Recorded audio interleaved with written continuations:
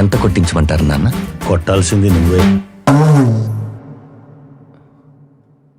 నాన్న, నా మొదటి సంపాదన నాన్న. చెప్పు తగుద్ది, లోపల పట్టు. రై, ఆ బ్యాగ్లో. నా కొడుకు రాఘవ ఏం చేస్తుంటారు? చెప్పరా. సమాధానం లేని ప్రశ్నలు అడిగితే వాడేం చెప్తాడమ్మా?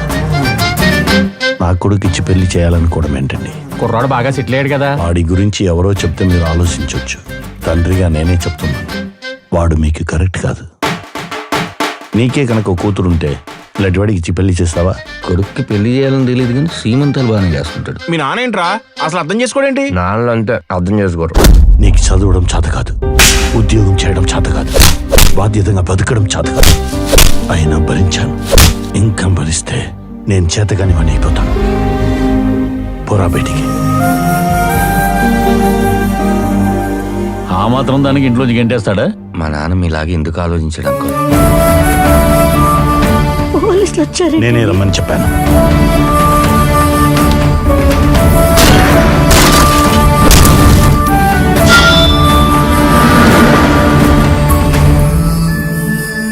ఇంకా వాడి గురించి ఆలోచిస్తున్నారా?